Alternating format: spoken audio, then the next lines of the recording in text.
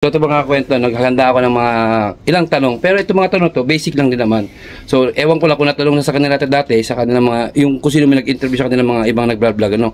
Pero sa akin, opinion ko lang ito. Kung ano may makukuha nyo rito, ito po yung opinion nila. Hindi po namin sinasabi na lahat ng babanggitin nilang salita dito, isasagot nila sa akin ay pare-pareho ng pinagdaanan sa pag-apply dito sa Japan at naging experience sa loob ng 5 taon na pananatili o pakikipagtrabaho sa company dito sa Japan. So unang katanungan mga kwento, bakit Japan ang napili nyo nung way back 2020 kayo nag-apply? Ikaw muna, sumagot. Bakit Japan ang napili? Kung bakit Japan ang napili ko, kasi yun lang yung meron. Yun lang yung meron, yun lang yung available, tsaka dun lang pasok ang work experience ko sa Pilipinas. Mga panahong 2020 kasi, pandemic? Hindi siya as in pandemic eh. Hindi parehas yung palo ng sahuran sa Taiwan tsaka ng Japan. Noong kung babalik tayo ng way back 2020, maganda talaga sahuran ni Japan. Malaki talaga palitan dito. Umaabot kami nun dito ng 48, 49 kumpara sa ngayon. Na ngayon, ikumpara mo si Japan sa Taiwan, talo na siya ng Taiwan. Yun yung nung way back 2020 kaya napili mong Japan ang punta. Kasi magandang sahuran dito, no? Ayun. Ikaw, Pai, bakit Japan ang napili mong applyan? Way back 2020. Japan. Bakit Japan? Siyempre, alam mo na yung Japan, magandang lugar ng Japan. Kaya Japan nga, sabi nga nila, Japan, nasagot sa kahirapan. Ikaw, Pai, bakit Japan ang napili mo? Ako, bakit Japan? Kasi una, yung Japan talaga is yung paborito kong bansa. Kasi mahilig ako sa sa anime. Sa anime. Tinignan ko din yung skill ko. Gusto kong mag-apply sa ibang bansa katulad ng Australia o sa Amerika, ganun banda. Pero hinahanap nilang experience, 5 years. So hindi pasok yung experience ko doon. Yan ang nakita ko naman sa Japan. Okay lang kahit sa Pilipinas lang na experience. Local experience. 6 months lang or 1 year. So pasok doon yung yung experience. So ayun. Nakafocus ako sa pag-apply dito sa Japan kasi wala akong ibang makita na fit yung experience ko, at saka ayaw ko din naman papuntang Saudi, quiet, ganon. Ayaw ko din naman doon. So Japan talaga. Pinipili ko yung Japan. Nahirapan ba kayo sa pag-apply? Ano-ano ang mga pinagdaanan ninyo bago kayo totally natupad yung pangarap niyo makapunta dito sa Japan? Nahirapan ba kayo? Sasagutin ko yung nahirapan. Oo, nahirapan. Kasi nakadalawang beses na take ako sa pag-interview. So yung una kong take ng pag-apply, hindi tayo pinalan.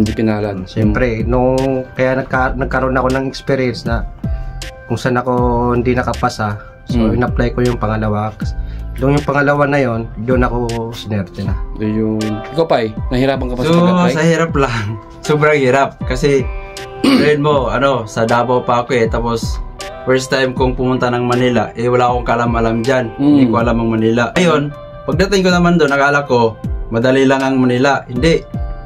Biruin mo, kasi probinsyano ako Bisaya pa. So inisip ko kung ano ang nature ng mga Tagalog ba. Sa pag-apply naman, siguro mahirap kasi biruin mo, titingnan mo pa kung saan banda tong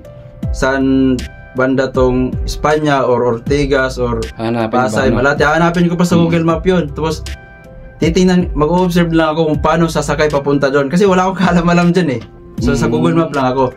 Tapos sa pag-i-interview naman, mahirap talaga kasi biruin mo, 4 na interview. Hindi ako na-select. Hindi ako na-select sa 4 na interview na yan. 4 na interview pa? 4 na interview ako nun. Bali, 5 buwan ako nag-a-apply.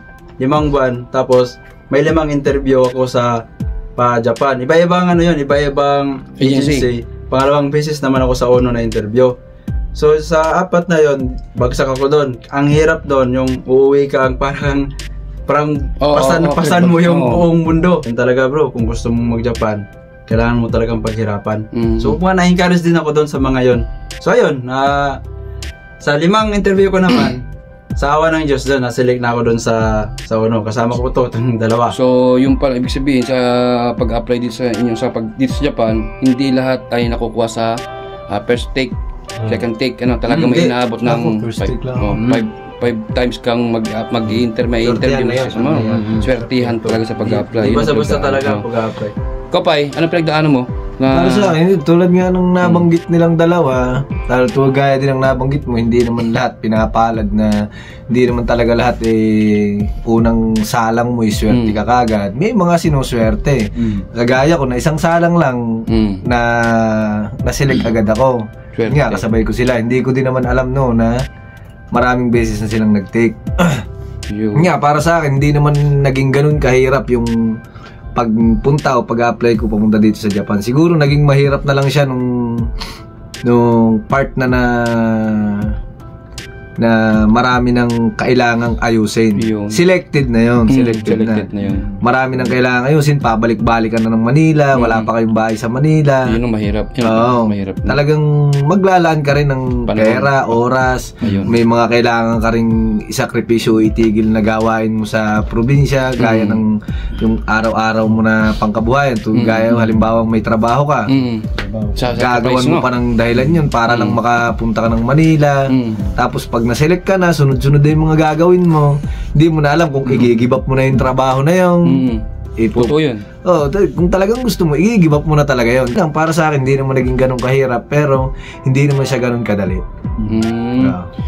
So, sunod na tanong, ikatlong tanong, anong agency natin sa Pilipinas? Anong agency ang in-apply nyo o tumulong sa inyo papunta rito sa Japan? Siguro ang iba yung Uno Overseas Investment Incorporated. So, anong masasabi nyo? Anong masasabi nyo sa Uno na tinulungan tayo makapunta dito sa Japan? Yung mga mag-a-apply po ng papuntang Japan sa agency namin, Hanapin nyo lang po yung Facebook page nila, Uno Overseas Placement Fee. Wala po kayong babayaran sa kanila, wala po silang sisingilin sa inyo. Lahat po doon libre. Lahat po gastos nila at gastos ng employer. Wala pong placement fee ang Uno. Wala po kayong babayaran doon. At saka maraming salamat din sa Uno kasi isa din sila sa ginamit ng Panginoon para kami ay makarating dito at matupad din yung mga pangarap namin. At ayun, maraming salamat sa Uno. Ilang buwan yung hinintay nyo bago kayo totally makapunta rito sa Japan? Ilang buwan kayo nag-antay bago totally After makalis? selection? After select. Maselect. July 18 kami na select. Kulang 7 buwan. Kulang 7 buwan bago kayo totally nakapunta rito, nakaalis sa Pilipinas, punta rito sa Japan. Patas mag-aaral. So sa Nihongo, sa pag-aaral ng Nihongo, kumusta? Nahirapan ba kayo? Ano mga sasabi niyo sa pag-aaral ng Nihongo? Sa akin, para sa akin, nung mga panahong nasa Pilipinas pa kami nitong mga to, nag-aaral pa kami ng Nihongo. Masayang mag-build ng pagkakaibigan. Yung alam mong madadala nyo papunta dito sa Japan. Yun din yung advantage ng personal kayong magkakasama sa bahay kaysa dun sa mga nangyari nung past year na online class, hindi kayo nagkakakita-kita, hindi kayo nagkakasama-sama. Maganda pa rin yung na-build kayo ng personal na magkakasama. Doon pa lang sa Manila, sa 3 buwan na pag-aaral nyo, makikilala nyo ng isa't isa. Kumusta ang naging trabaho nyo dito sa Japan? Nagamit nyo ba yung skilled na in-apply nyo dito sa Japan? Gamit na gamit. Ikaw pa, ano yung skilled na in-apply mo dito? Yung nasa Pilipinas pa ako, hindi talaga yung malayo. Medyo malayo siya kasi iba yung rules nila dito na pag-i-spray. Kaya ikaw talaga mag-a-adjust. Kaya medyo tinuruan tayo ng mga Hapon kung paano yung mga ano yung gusto nila standard na sinasabi nila sa pagpipintura. Oo. Sa akin gamit na gamit. Pagdating namin dito, yun, 5 taon din ako nag-spray. As in spray painter kayo dito, ano pa? Oo, pagdating na talaga dito. Ano yung mga pinipintura natin dito pa? Marami, may mga maliliit na mga pairings ng sakyan, gano'n. Oo, yun, mga bumper, gano'n. Mga bumper. Yun lang ang pinakamalaking na pinturahan namin, mga bumper. Mga panel, gano'n. Sa 5 taon na yun, marami ding pinagdaanan sa pag-i-spray. So marami rin akong natutunan kasi ang akala ko kasi mag-i-spray lang, makikita mo lang yung ano yun, yung maliit. okay na yon sa atin, okay na yun eh. Okay na yan, wala, hindi naman makikita ng ano yan. Pero dito, hindi pwede. Para, kumbaga, kung 100% yung nakalagay sa ano doon, 100% yung gusto nila. Kahit alam naman natin 99.99 lang eh. Wala talagang 100% eh. Pero gusto nila 100% talaga. Walang talagang perfect, no? Gusto talaga na perfectong trabaho. Ganun talaga sila dito. Hindi pwede dito yung pwede na. Para sa atin, ano, pwede na yan. Pwede na yan. Nakadala, hindi pwede. Pride talaga nila. Pride talaga. So, wala tayong magawa. Andito tayo sa puder nila. So, sundin na lang natin kahit alam natin hindi kaya. Walang magawa eh. Sa mga nakatrabaho nyo dito sa Japan, nakaranas ba kayo pambubuli sa mga Hapon, sa ibang lahi, o sa mga kapwa natin mga Pilipino na nauna sa inyo at naging senpai ninyo? Nakaranas ba tayo ng ganon? Discrimination o pambubuli? Wala naman. Kami ang mambubuli sa kanila. Wala naman. Next, question number 6. So, ito mga pa, no? So, mga kwento, ito pong isasagot nila ay ito po ay opinion po. Uulitin ko po, opinion po nila. Ito hindi po namin ito ginawa para discriminate yung ating bansa. Ano naman po ang masasabi ninyo dito sa Japan? Ano ang malaking pagkakaiba ng Japan sa atin sa Pilipinas? Disiplina. Number 1 talaga disiplina. Una kasi talaga, hindi naman sa sinasabi kong pangit ang Pilipinas. Ang karamihan lang talaga ng Pinoy kulang lang sa disiplina. Yung kahit alam mong bawal gagawin. Kahit alam mong hindi naman pwede, gagawin pwede. Yung pinipilit ba? Pinipilit. Dito kasi hindi. Pag hindi pwede, hindi pwede. Hindi mo pwedeng sabihin na hindi kasi ganito, kasi ganyan. Hindi. Kasi may rules nga eh. Rules rules. Kung ano yung patakaran nila dito sa Japan, sumunod ka. Kung pag hindi ka sumunod, sorry. Dahil kapag tulad ng isang halimbawa na dito, pagsapit siguro ng mga alas 5, alas 6, alas 7 ng hapon, gabi, ala ka nang makikitang tambay sa labas, ala ka nang makikitang pagala-gala. Tsaka hindi sila basta-basta gaya dun sa atin na may basurahan na nga dun sa gilid, tatapon mo pa dito. Walang ganun dito. Tapos tahimik, makakatulog ka talaga ng mahimbing. At saka malinis yung lugar nila. Yun, at may kaibahan din talaga. Malaki ang kaibahan. Malaya. Kahit sa pasahuran, gano'n, malaki talaga. Kaya lang, yung sasabihin nga nating pagkakaiba, yung saya naman, walang makakatumbas sa sayang meron sa Pilipinas.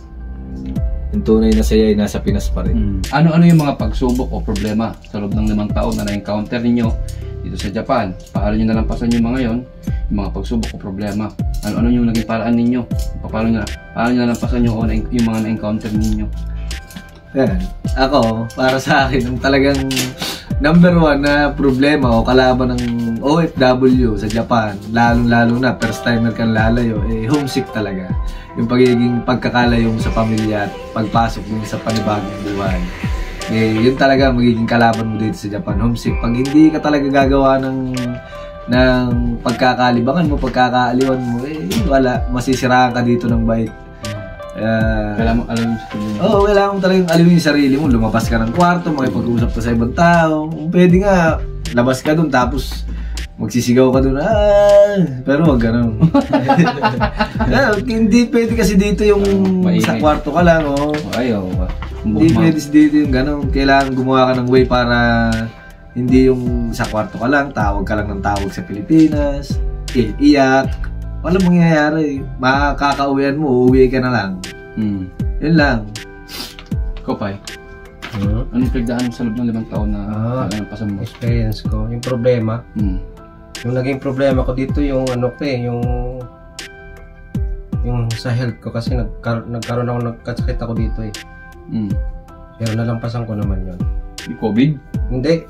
Lahat naman kami dati nung nandito ka na yata nagkaroon tayo ng COVID dito, tinamaan tayo. Pero yung sa kasi yun is pagkain. Ba't yung pagkain? Hindi na control yung pagkain. Hindi siya balance. Naging balance, Maantay sa maalat. Sabi mo na kasi umihito ng dugo eh. Hindi. Sa bato yon, sa bato. Nagkaroon ng kidney stone. Ay, gano'n? Umihi ka ng bato? Hindi, umihi sa bato. masakit siya. Kaya di ako nakapasok ng mahigit mga 1 linggo nun. Sa kabutihan naman dahil nandiyan yung ating tawag sa ating ikbota, Santosa. Parang life advisor namin dito. Umingay. Yun, ginabayan niya man ako para makapunta ng hospital at mapagpagamot. So, awa ng Panginoon, gumaling tayo sa sakit na yun. Sakit na yun. So, nagkasakit na pala dito. Mayroon kaya yung kaya ngayong nung sayonara party namin kahapon, sinabi ko doon na ingatan yung sarili nyo. Oo. Iwasan nyo magkasakit. Kaya pala, yun ang binabanggit niya kahapon. Oo, kasi nga, umihi ng bato yan eh. Hindi. Bato ng bato. Umihi ng bato. Kasi si Dami. Mahirap yun, ihihin mo yung bato. Teka, pre, anong inihi mo dati? Experience. Sa akin na yun, yung problema yung COVID. COVID talaga. 2021, no? Isang buwan kami dito nakatingga. Ay, pagsimplang ng bike. Oo, pagsimplang. Yun. Isa pa yun. Pero mo, simplang ako sa bike ng mag-ingat din kayo ha, kaya. Kasi yung mga kwento, yung pagbabike nyo, ingat kayo baka. Ingat kayo doon. Kayo pagtatrabaho nyo, di kayo makapasok. COVID yun, isa sa mga problema. Malaki talaga yung na-encounter namin dito. Kala namin, mamamatay na yung dala kong kasama eh. Padmit na nga eh. Ay, oo, si Michael. Kasi, si Michael, oo. Grabe yun. Grabe dito sila makahinga. Hospital yun. Pinuntahan pa na dito. COVID daw, dati nun. Yun yung grabe talaga. Kaya naman, mentally and health condition ko naman dito is naging okay. Siguro, ang pinakamalaking naging dagok sa akin dito personal matter na hindi na family na. Family matter na Private na yan. Hindi na dapat i-control. Next. So anong masasabi nyo? May bibigyan nyo advice sa mga nagsasabi sa mga ibang Pilipino o ibang vlogger na sa ngayong taon 2025 ay hindi na worth it daw ang mag-Japan dahil sa baba ng yen to peso dahil sa bagsak ng hindi na worth it mag-Japan. So, para sa akin, worth it pa rin kasi hindi mo naman mapupulot sa Pilipinas ang kikitain mo dito. Worth it pa din. Hindi naman kasi kung kaya mong kumita sa Pilipinas ng 40 mil sa isang buwan, sa Pilipinas ka na lang. Pero kung sumasahod ka lang ng 15, 20, bakit hindi ka mag-Japan? Sasahod ka pa rin naman dito ng 50, 60. Worth it pa rin. Nasa iyo na lang yun kung paano mo titipirin yung sarili mo dito. Hindi naman totaling titipirin. Kumbaga, pag di naman kailangan, wag mong bilhin. Huwag mo bilhin. Pag di kailangan, wag mong bilhin. Pag hindi kailangan paggastusan. Pag hindi kailangan paggastusan. Huwag ka lang masyadong maluho. Sakto, yung nagsasabi ng gano'n na hindi worth it yung Japan. Sa'yo yun. Sa'yo lang yun. Huwag mong idama yung ibang gusto. Kasi ni-encourage nila yung ibang Pilipino na nasa Pinas pa lang na gustong mag-Japan. Para sa'yo, worth it pa rin. Hindi mo mapupulot sa Pilipinas ang kikitain mo dito. At saka, kami dito, nandito sa Japan, hindi lang yung pera yung pinunta namin dito. Yung siguro nandun na tayo. Pero pag nating mo dito, marami kang matutunan. Yun yung magandang talaga, yung natutunan mo dito. At saka, siyempre, may sahod ka. Sakto naman yung sahod. Hindi yung sinasabi ng iba na hindi na worth it mag-Japan. Ano ang napulot or na-adapt ninyo dito sa Japan at kahit kailan hindi na ninyo makakalimutan? Ngayon, kaya ko ng 4 na lingwahe. Galing Tunay. Tagalog, English, Japanese, Portuguese.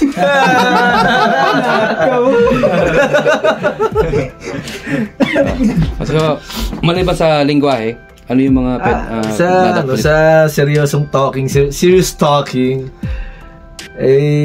may mga natutunan din naman tayo dito sa Japan gaya yun nga, yung disiplina, yung pagdating sa mga stoplight ng highway, kung paano kumilos sa loob ng bahay, kung paano magbigay ng respeto sa mga restaurant. Yung pagkakain ka na hindi naman gaya na sa Pilipinas na nakakain ka na lang. Yung respeto ba? Yun ang talagang na-adapt mo, no? Disiplina. Yun talaga ang number 1 ma-adapt ng mga Pilipino dito. Disiplina at saka pagiging malinis sa kapaligiran. Kung hindi ka masyadong disiplinado doon sa Pilipinas, dito ma-apply mo yun. Kasi maganda dito, yung disiplina dito eh. Dito, konting bagay, Ma-apply mo maliit na talaga. bagay, pagpapasalamat mo talaga. Tama. Sa hindi ka lang tapon ng basura kung saan. Yo, Dito talaga. kalinisan, no?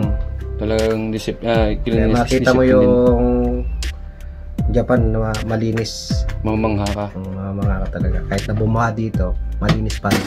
Kopay, Sa akin naman, isa sa natutunan at hindi ko makakalimutan, yun, yung mga lingwahe ng Hapon. Meron ako noon. talagang At saka yung tuwing may Nagayasumi dito or yung rest day, yung nagta-travel kasi ako so hindi ko makakalimutan yung pumupunta sa ibang lugar, isa yon sa mga mamimiss ko din dito kasi challenging sa akin yan yung magko-commute ka tapos hindi mo alam yung lugar tapos nakakanji pa, halos nakakanji na kanihongo, pero nagawa ko yon. So yun isa sa hindi ko makakalimutan dito. At marami pa rin akong natutunan.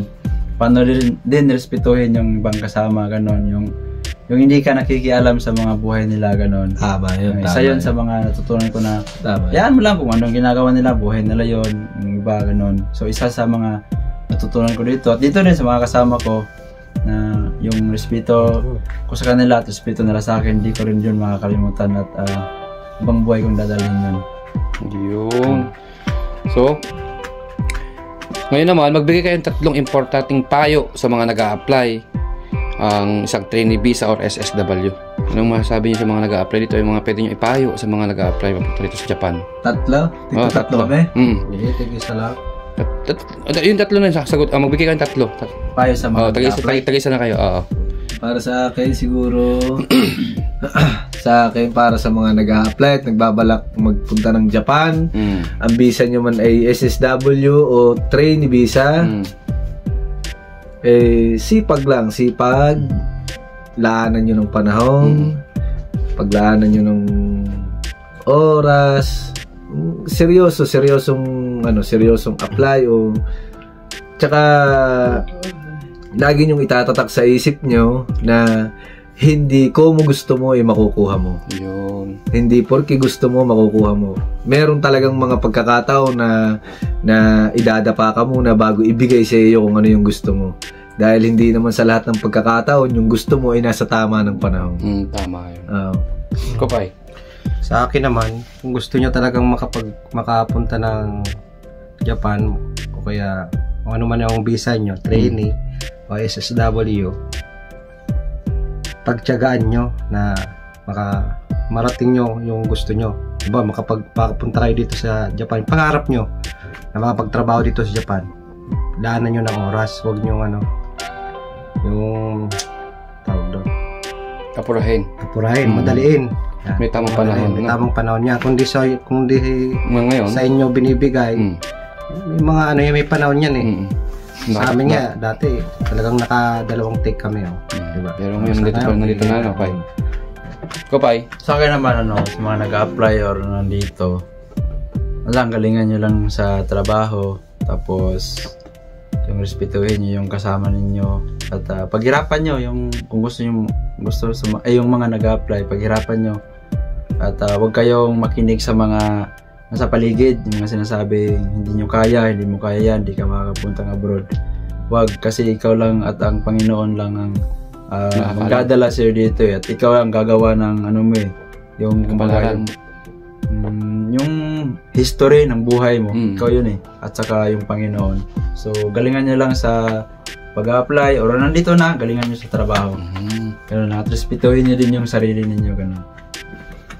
Etong huling 2 tanong ay importante ito.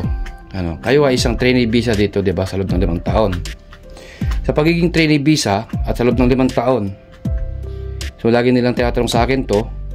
So magkano yung pinakamaliit ninyong sinahod at yung pinakamalaki kung willing kayong i-share sa mga nanonood at nag-apply dito. Okay lang naman. Yung pinakamaliit na sinahod ko dito ay 8 lapad. Kasama ba yung sahod ng may Nagayasumi? Kasi matik maliit yun Yung pinakamaliit, kung kasama yung nagay, ano mang dahilan na yan. Yun na, pinakamaliit. Pinakamaliit talaga pag may Nagayasumi. Pero kung iaalis natin yung Nagayasumi, sahod ng regular na pasok. Regular na pasok 21 days, walang overtime. Pinakamaliit na talaga 14. Nung 14 yung walang nagay, yung ano ba yung nagay na tinatawag natin dito? Ang tinatawag kasing Nagayasumi is yung mahigit siya 1 week, nasa 9. Ang para ang tawag Mga araw yung walang. may tawag kasi yan sa ano dito pag summer naman ano yung tawag doon? Parang araw ng Yasumi. Hindi. Oh, yun. Parang araw ng mga patay. Araw sa ano sa atin. Yun sa kanila meron sila December dito. Golden Week. Pag December naman Golden Week.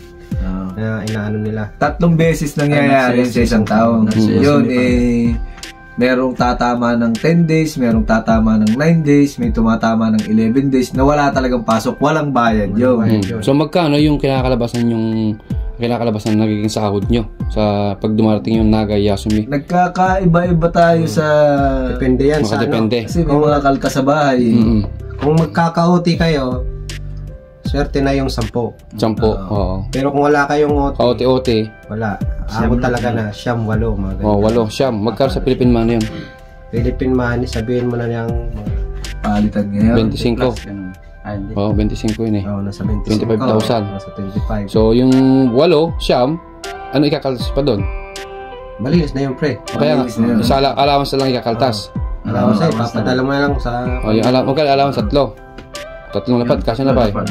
So yung limang lapad na lang matitira. Nasa magkano 18, ano? Nangyayari yung 3 beses sa loob ng isang taon.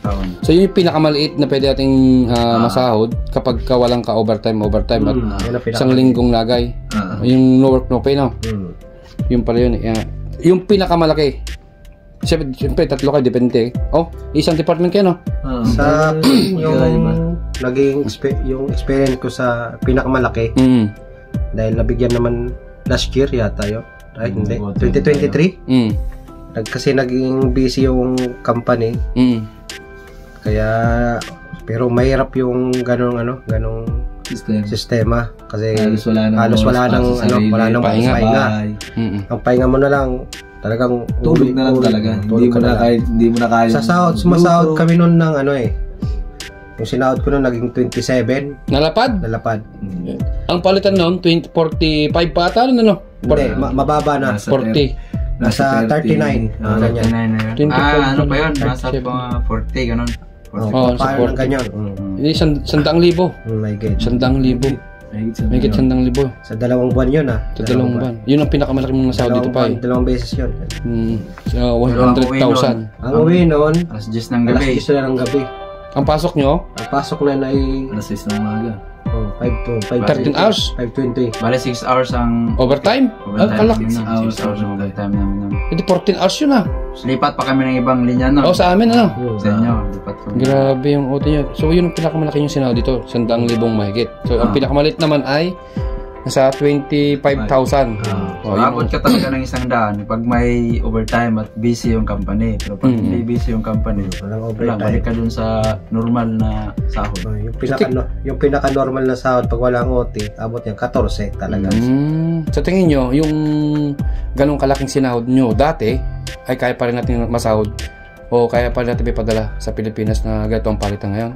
Kung ang tanong mo ay yung ganong sahuran dati, kaya pa ba nating magpadala sa Pilipinas ng ganon ngayon? Sa ngayon, sa palitan ngayon, hindi natin kayang magpadala ng 100,000 sa palitan ngayon pero yung sinasahod noon, kaya pa nating sahudin ngayon.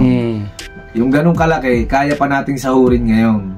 Hindi na lang siya tatama sa ganong palitan gaya ng palitan dati. Kaya natin kaya magpadala ng ganong kalaki kasi mataas ang palitan. Malaki pa yung palitan. Pinakahuling talong sa inyong tatlo, no? Sa loob ng 5 taon, ano ang nagbago sa inyo? Sa loob ng 5 taon, ano ang nagbago sa inyo? Ano ang naipundar ninyo? Nagkaroon ba kayong sasakyan? May nabayaran ba kayong utang? May napagpaaral ba kayo? Meron ba kayong naging negosyo? Marami akong resibo. Resibo? Ako 3 na anak ko. Joke lang. So, siyempre, may nabago naman. Ayun. Kasi, kasi pagbabago. natulungan mo yung pamilya mo sa Pilipinas. Tapos, may kunting naipunda. Naipon. May kunting May napunda. Hindi kagaya dati, no? Sa totoo. Hindi kagaya dati na talagang mahirap. Mm-mm. Yung gusto mong papagawa, gusto mong napakahirap kunin. Ngayon sa So Japan ka? ngayon, kahit kaunti-unti, nagagawa. Kahit papaano. Yun ang... Kasi di naman talaga lahat nabibigyan ng malaking sahod dito. Hindi pare-parehas na pa. Pare-parehas. May sa akin naman meron ding nagbago sa pa yung yung sa pabahayan ko ng kahit maliit lang yung ko. Nagkaroon ng bahay pa eh. Nanay, tatay Importante. ko ganun. Yung inaano ko sa kanila. Kasi meron naman kaming bahay kahit maliit, okay na sa akin yun. Tsaka may nakakuha din ako ng insurance gano'n. Insurance, tapos yun nga, meron pa akong nakuhang bahay, kaso nga lang din, binabayaran ko pa. Pero at least, meron ka nang nakita. Oo, nakita. May napuntahan yung 5 taon. Yun. Ko pa eh. Ako naman, sa loob ng 5 taon, nakabili naman ako ng hindi naman ganun kalaking lote. Sabihin na, 300 square meter. Nakapundar tayo ng 300 square meter. Tapos, yung anak ko naman okay naman yung pag-aaral niya. Nabibigay ko naman lahat ng gusto niya. Yun naman ang importante sa akin. Yung kung ano yung gusto ng anak ko, may bigay ko. May konti naman tayong ipon sa Pilipinas. Hindi naman ganun kalaki. Pero kaya naman nating magsimula ng maliit na negosyo para hindi na tayo mangungumpanyahan ulit. Ayun. So, yun ang pwede nyong may pagmalaki sa loob ng 5 taon na hindi kayo umuwing luhaan. Kasi maraming mga OFW, mga factory worker o mga visa dito sa Japan na umuwi na as in wala man lang nabago sa kanilang pamumuhay, no? So yung mga kwento, no? So maraming salamat sa inyo mga senpai. At sunod na inyong sunod na tatahakin ninyo sa inyong mga pinaplano sa buhay, good luck na lang at sana magtagumpay kayong lahat. At maraming salamat dahil maraming matututunan ating mga subscriber o viewers o yung mga nag-apply dito sa Japan. Uulitin ko lang po, disclaimer lang po, lahat po ng mga binanggit o binigay nilang opinion sa atin ay sarili po nilang opinion yon. Hindi po nila sinasabi na by experience po. So gusto ko lang talagang itong mga to ay ba-interview ko bago totally umalis dito sa aking company kasi nga last day na nila sa Webes na pa. Parang kailan lang yung nag-a-apply kayo and then ngayon patapos na. So kabilis ng panahon. So, kaya sa mga nag-a-apply, galingan ninyo sa pag-a-apply. Kung ano man yung pagsubok na pagdadaanan ninyo, tanggapin ninyo, kailangan yung pagdaanan yan para kayo makapunta dito sa Japan. Walang daan na madali patungo sa pangarap. Oo. Papalo ng aking page Japan. Nga pala, ako si Bait. Facebook page ako si Bait. At ang aking YouTube channel ay Bait number 1. Facebook page na ako si Bait, tapos yung kanyang YouTube channel ay Bait number 1. Subscribe po siya.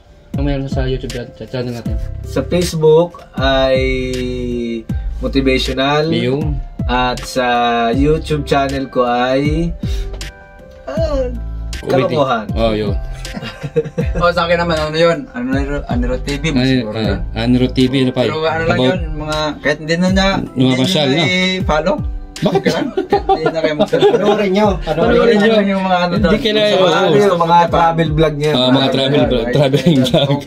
Tokyo, Nagoya, Kyoto, Osaka. Sa mga mahilig na mag-travel diyan, sa mga gustong scenery dito sa Japan, yan. Si Pai Aniro in Japan na Pai. Aniro TV. Aniro TV. Yan.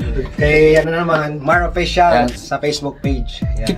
Mar Official sa Facebook page niya. Yung mga naman dyan, yung mga halo-halo. Experience ko lang dito sa Japan ang ginagawa ko. Sinashare mo din pa. Yun ang maganda. Sinashare mo din yung mga experience dito sa... Experience ko yan, panoorin nyo. So, isipin nyo mga kwento, mga vlogger itong mga kasama ko. Buti na sinigil ng talent fee. Pero talaga, salamat mga pa dahil as in napagbigay nyo ako sa vlog na to. At marami tayong matutulungan lalo sa mga nag-a-apply dahil sa mga binigay nyo komento. So, paano? Hanggang sa muli. Salamat.